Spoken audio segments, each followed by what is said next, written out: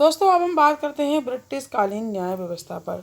अगर हम ब्रिटिश कालीन न्याय व्यवस्था पर बात करें तो कुमाऊं एक नॉन रेगुलेटिंग स्टेट के रूप में स्थापित किया गया था और अतः यह न्याय पद्धति भी यहाँ के प्रशासकों के अनुरूप ही संचालित होनी थी। ठीक है दोस्तों, इसके अलावा 1817 में ट्रेल ट्रेल के द्वारा कुमाऊं में 7 तहसीलों अल्मोड़ा, काली कुमाऊं और पाली, पछाऊ, कोटा, सोर, फलदाकोट, रामनगर का सृजन किया गया था। ठीक है दोस्तों, काय का अल्मोड़ा का, काली कुमाऊं का, पाली का, पछाऊ का, कोटा का, सोर का, फलदाकोट का और रामनगर का। ठीक है, इनका सृजन किया गया था किसके द्वारा? 1817 में ट्रेल के द्वारा। ठीक है दोस्तों, इसके अलावा दोस्तों 1839 में गढ़वाल स्वतंत्र जिला बन गया था।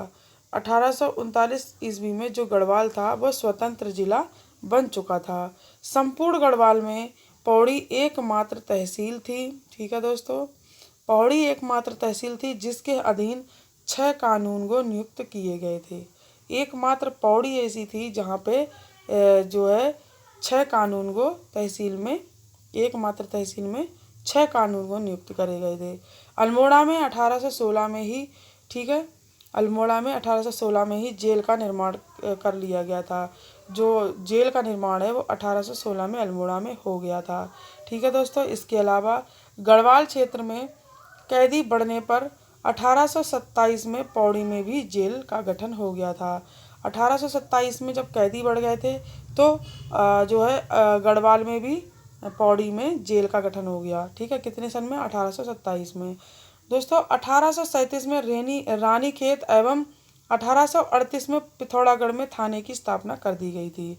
ठीक है, और इसके अलावा दोस्तों 1902 में नैनीताल तथा जो 1902 आ गई, लगभग 19वीं शताब्दी आ चुकी थी, और नैनीताल तथा हल्द्वानी में भी जेलों का निर्माण कर दिया गया था। ठीक है, 1902 में नैनीताल में और हल्द्वानी में भी जेल का निर्माण हो गया। राज्य में पुलिस तथा पटवारियों की पुलिस की शक्तियां आधिकारिक तौर पर 1861 के पुलिस एक्ट के बाद ही दी गई थी। जो राज्य में पुलिस पटवारी जो पुलिस होती थी, पुलिस के बाद पटवारी होते थे, पटवारियों को पुलिस की शक्तियां आधिकारिक तौर पर 1861 के पुलिस एक्ट के बाद ही दे दी गई थी। ठीक है दोस्तों, इसके अलावा 1845 में लुइंग संगठन ने तराई के कोर्ट एवं न्याय व्यवस्था के लिए मुंसिफ की नियुक्ति की गई थी। ठीक है, किसकी? मुंसिफ की नियुक्ति की गई। दोस्तों अब बात करते हैं ब्रिटिश कालीन भूमि बंदोबस्त पर। अगर हम ब्रिटिश कालीन भूमि बंदोबस्त पर बात करें दोस्तों तो सन 1815 में कुमाऊं में अंग्रेज साम्राज्य स्थापना से पूर्व लगभग सन 1791 से 1814 तक कुमाऊं में गोरखा शासन था। ठीक है दोस्तों, कुमाऊं में क्या था? गोरखा शासन। ठीक है, कुमाऊं में गोरखा शासन था। और दोस्तों इसके अलावा अगर हम बात करें तो लगभग 1971 से पूर्व जो चंद राजा थे उनका शासन था। ठीक है, लगभग 1791 से पहले किनका शासन था? चंद राजाओं का शासन था। ठीक है, दोस्तों अगर हम बात करें तो चंद राजाओं के शासनकाल में शासन की इकाई जो थी वो ग्राम थी। जो चंद राजा थे उनके क्या थी इकाई? ग्राम मतलब गांव थी। ठीक है, ग्राम थी इकाई। और जो गांव थे, गांव की अपनी सीमा निर्धारित थी। जितने भी गांव थे सबकी अपनी सीमा निर्धारित थी और इन सीमाओं की मान्यता जो थी वो राजा पर निर्भर थी। किस पर निर्भर थी सर दोस्तों? राजा पर। ठीक है, काय पर? राजा पर निर्धारित थी। ठीक है दोस्तों, इसके अलावा अगर हम बात करें तो सीमाओं की रक्षा का उत्तरदायित्व जो था वो राजा का होता था। ठीक है, और उनका प्रशासनिक ढांचा भी साधारण और सीमित होता था। चंद राजाओं के बाद अगर हम बात करें तो सन लगभग 1791 में कुमाऊं में गोरखाओं का शासन हो गया था। ठीक है, गोरखाओं का अधिकार था। और गोरखा जो थे, गोरखा शासन मूल रूप में सैनिक शासन हुआ करता था गोरखाओं का, जैसा कि हमने पिछले सेक्शनों में पढ़ा है। और उनके कोई भी लिखित कानून नहीं होते थे। न्याय करने एवं दंड देने के तरीके भी भयानक होते थे गोरखाओं के। ठीक है। और दोस्तों हमने पढ़ा था कि प्राण दंड और एक साधारण बात थी उनके लिए कि प्राण दंड दे दिया जाए, हर बात में प्राण दंड दे दिया जाए, एक उनके लिए साधारण सी बात थी। दोस्तों कर वसूलने का उत्तरदायित्व जो था वो फौजी अफसरों को होता था। वे मनमाने तरीके से कर वसूला करते थे और गोरखा शासन के बाद 27 अप्रैल 1815 में लगभग अंग्रेजों ने अल्मोड़ा पर अधिकार कर लिया था। ठीक है। और 3 मई 1815 को ई गार्डनर के द्वारा कुमाऊं में अपना अधिकार स्थापित कर लिया गया था, जैसा कि हमने पढ़ा। ठीक है दोस्तों, अब हम बात करेंगे बंदोबस्त की। ठीक है। उन्होंने अपना अधिकार कर लिया और कर लेने के बाद इस क्षेत्र में 11वां बंदोबस्त करवाया। ठीक है। किसने? ई गार्डनर के द्वारा। ठीक है। तो दोस्तों अब हम जो है बंदोबस्त के बारे में बात करेंगे। ब्रिटिश कालीन के समय बंदोबस्त कैसा रहा। तो हम सबसे पहले प्रथम बंदोबस्त के बारे में बात करें तो जो प्रथम बंदोबस्त था वो 1815 से 1816 तक था। ठीक है। उसके बारे में अगर हम बात करें तो अंग्रेजों के द्वारा जो पहला बंदोबस्त था वो सन 1815 से 1816 के मध्य रहा। ठीक है। जो कि ई गार्डनर की अध्यक्षता में रहा। किसकी? ई गार्डनर के अध्यक्षता में रहा। ठीक है। कभी कभी ये क्वेश्चन बन जाता है। तो ई गार्डनर के अध्यक्षता में रहा। ये बंदोबस्त जो था वो गोरखा बंदोबस्त के ही आंकड़ों पर आधारित था। ठीक है। जो पहला बंदोबस्त था और जो ये इस बंदोबस्त में जो राजस्व की धनराशि जो थी वो 85,191 रुपये थी। ठीक है दोस्तों। इसकी जो वो धनराशि थी वो कितनी थी? 85,191। ठीक है। कितनी थी? 91। दोस्तों अगर हम बात करें तो जो राजस्व की वसूली थी वो फर्रुखाबादी रुपयों की जाने लगी थी। जो फर्रुखाबादी रुपये थे उनके द्वारा की जाती थी। इस बंदोबस्त के आंकड़े थे, आंकड़े तो उपलब्ध नहीं है, लेकिन इस बंदोबस्त के दौरान जो जिला अल्मोड़ा और गढ़वाल के गांवों में बदलाव महत्वपूर्ण किया गया था। ठीक है। ये जो प्रथम बंदोबस्त था इसमें अल्मोड़ा, हमारे कुमाऊं का अल्मोड़ा और दोस्तों गढ़वाल के गांव जो थे उनमें महत्वपूर्ण बदलाव हुआ था। अब बात करें दूसरे बंदोबस्त की। दूसरा बंदोबस्त जो था वो 1817 में हुआ था, जो कि कुमाऊं में ट्रेल के द्वारा किया गया था। जो दूसरा बंदोबस्त था वो किसके द्वारा किया गया? ट्रेल के द्वारा। पहला बंदोबस्त ई गार्डनर की अध्यक्षता में था। ठीक है दोस्तों। इस बंदोबस्त में राजस्व की जो राशि थी वो 89,537 रुपया थी। ठीक है दोस्तों। कितनी थी? 89,537 रुपया। ठीक है। इसी बंदोबस्त के दौरान माल गुजारों और थोकदारों की नियुक्ति की गई थी। ठीक है दोस्तों। जो माल गुजार होते थे और थोकदार होते थे वो दूसरे बंदोबस्त में उनकी नियुक्ति की गई थी। ठीक है दोस्तों। और दोस्तों अगर हम बात करें तो उनके जो अधिकार हुआ करते थे, उनके अधिकार और उनके कर्तव्य जो थे वो निर्धारित कर दिए गए थे। और बंदोबस्त के समय कुमाऊं में 125 पट्टियां थीं और जो कि 14 परगने थे। और जो कि दोस्तों कुमाऊं में पहला बंदोबस्त केवल परगने के लिए किया गया था, लेकिन बंदोबस्त के प्रत्येक गांव का क्षेत्रफल आंकना आवश्यक समझा जाता था। इस बंदोबस्त में कानून जो होते थे, कानूनगो के द्वारा प्रत्येक पट्टी के अंतर्गत भूमि के आंकड़े आंके गए थे और यह बंदोबस्त सिर्फ 1 साल के लिए किया गया था।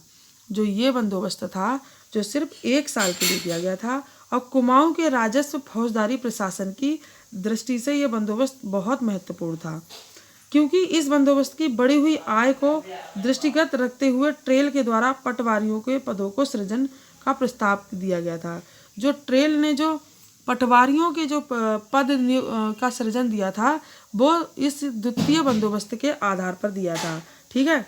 और इसी को दृष्टिबद्ध करते हुए जो है सृजन पटवारियों के पदों को किया था। और पटवारी के जो पद थे वो किसके द्वारा सृजन किए गए थे? वो ट्रेल के द्वारा करे गए थे। द्वितीय बंदोबस्त किसके द्वारा लाया गया था? कि उसमें ट्रेल के द्वारा। ठीक है। प्रथम बंदोबस्त ई की अध्यक्षता में किया गया था। ठीक है दोस्तों, चलिए अब बात करते हैं हम तीसरे बंदोबस्त की। ठीक है, किसकी? तीसरा बंदोबस्त। अगर हम तीसरा बंदोबस्त की बात करें तो कुमाऊं का तीसरा बंदोबस्त 1818 में ट्रेल के द्वारा 3 साल की अवधि के लिए किया गया था। दोस्तों, जो तीसरा बंदोबस्त है ये भी ट्रेल के द्वारा किया गया था और ये 3 साल के लिए किया गया था और ये कुमाऊं के लिए किया गया था। ठीक है, और ये बंदोबस्त जो था वो भोटिया इलाकों को छोड़कर सभी स्थानों पर कर दिया गया था। तो ये जो तीसरा वाला जो था, कभी कभी प्रश्न बन भी जाता कि कौन से क्षेत्र को छोड़ा था, तो भोटिया क्षेत्र को छोड़ दिया गया था। तो भोटिया क्षेत्र को छोड़कर बाकी सभी इलाकों में तीसरा बंदोबस्त कर दिया गया था। ठीक है, इस बंदोबस्त में जो गांव थे, हर एक गांव के लिए मालगुजारी नियत जो थी वो नियत कर दी गई थी और पट्टी की रकम के प्रपत्रों में जो पट्टियों के जो प्रतिनिधियां हुआ थी, प्रतिनिधियों को हस्ताक्षर करवा लिए गए थे। ठीक है दोस्तों, इसके अलावा इस बंदोबस्त के बाद राजस्व की जो राशि जो थी वो बढ़कर 98,991 रुपये हो गई थी। ठीक है दोस्तों, कितने? 98,991 रुपये हो गई थी। ठीक है, बात करते हैं अब हम चौथे बंदोबस्त की। अगर हम दोस्तों चौथे बंदोबस्त की बात करें तो कुमाऊं का चौथा बंदोबस्त भी ट्रेल के द्वारा ही किया गया था और ये भी 3 साल के लिए किया गया था। ठीक है दोस्तों, और इसकी जो अवधि जो थी वो 3 साल थी। इस बंदोबस्त के बाद जो राजस्व की राशि थी वो पहले से बढ़कर जो थी 1,08,337 रुपये हो गई थी। इस बंदोबस्त में जो कृषि की पैमाश नहीं की गई, बल्कि बोए जाने वाले जो बीज के आधार पर आंकड़े निर्धारित किए गए थे। ठीक है, और जो बीज थे 20 नाली बीज जिस भूमि पर बोया जाता था उसको बीसी कहा जाता था। ठीक है, कभी कभी प्रश्न बन जाता है कि बीसी किसे कहा जाता है, तो 20 नाली भूमि पर जब बीज बोया जाता है उसे बीसी कहा जाता था। ग्राम की सीमाओं को थोकदार और मालगुजारों की सूचना के आधार पर लिपिबद्ध करवाया गया था। ठीक है, और यह कार्य 1880 में संपन्न हुआ था और इसी कारण इस बंदोबस्त को पर्वतीय क्षेत्र में साल 80 बंदोबस्त के नाम से भी जाना जाता है। तो प्रश्न बन जाता है कि साल 80 बंदोबस्त, ठीक है, ये मतलब किस बंदोबस्त को का नाम दिया गया है, तो ये चौथे बंदोबस्त को नाम दिया गया है। ठीक है दोस्तों, अब बात करते हैं हम पांचवा बंदोबस्त पर। अगर हम पांचवा बंदोबस्त पर बात करें तो इस बंदोबस्त को लिपिबद्ध करने का प्रयास किया गया और ग्राम मालगुजारों और थोकदारों को बुलाया गया था। ठीक है, इसके अलावा उनसे जोत के आंकड़े मालूम किए गए और इन आंकड़ों को ग्रामवार एक पुस्तक के रूप में लिखा गया था। ठीक है, आमुक जोत में कितनी भूमि है, किंतु काश्तकारों की जोत के अलग अलग आंकड़े नहीं लिखे गए। पूरे गांव के लिए रकम निश्चित की गई और रकम निर्धारित हो जाने के बाद उसे एक अनुपात से काश्तकारों में बांट दिया गया। ठीक है, और ये जो बंदोबस्त है, इस बंदोबस्त के बाद राजस्व की जो राशि थी वो बढ़कर 1,19,430 रुपया हो गई। ठीक है दोस्तों, तो अब बात करते हैं हम छठे बंदोबस्त की। इस बंदोबस्त को एक तरमीम बंदोबस्त के रूप में जाना जाता है और इसमें राजस्व भूमि एक के लिए जो सुधारों के कारण राजस्व आय बढ़कर 1,22,494 रुपया हो गई। ठीक है दोस्तों, इसके अलावा बात करें सातवें बंदोबस्त की। कुमाऊं में अतिवृष्टि के कारण जगह जगह पर भूमि का कटाव हो गया था।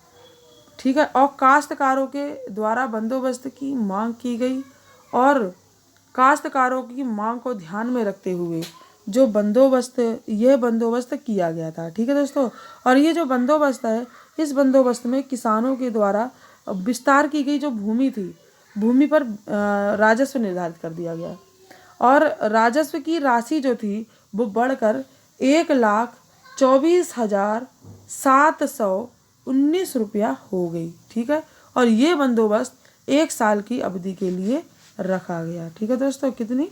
1 साल की अवधि के लिए रखा गया। दोस्तों अब बात करते हैं 8वें बंदोबस्त की। अगर हम 8वें बंदोबस्त की बात करें तो ये 1834 में हुआ।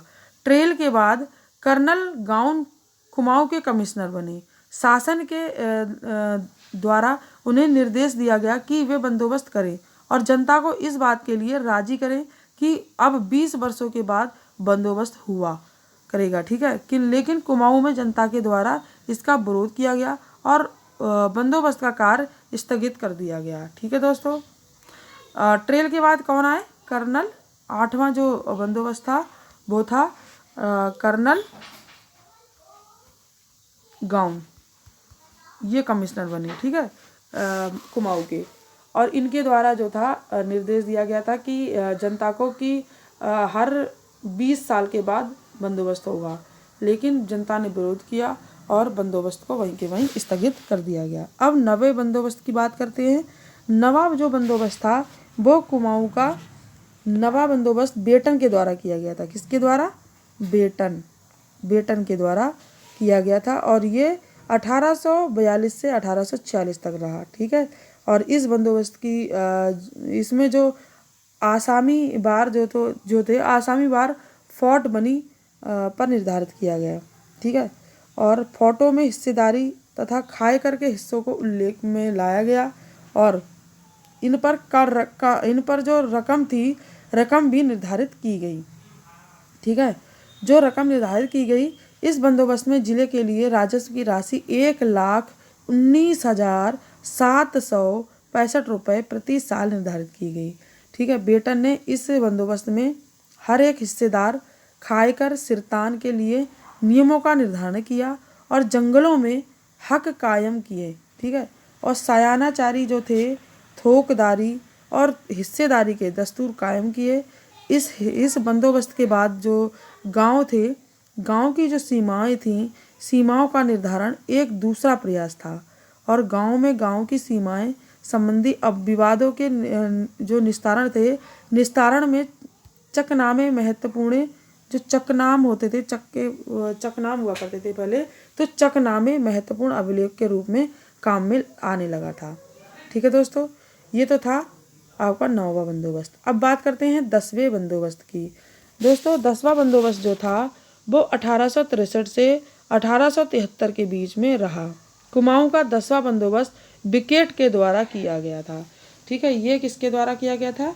ये विकेट के द्वारा किया गया था। ठीक है, और दोस्तों इसी कारण इस बंदोबस्त को विकेट बंदोबस्त के नाम से भी जाना जाता है और इस बंदोबस्त को कुमाऊं के प्रथम वैज्ञानिक बंदोबस्त के प्रत्येक ग्राम की कृषि भूमि जो थी, कृषि भूमि को 20 गज की डोरी से नापा गया था और प्रत्येक ग्राम के गांव जो थे, गांव के नक्शे, खसरे, पर्चे बनाए गए थे।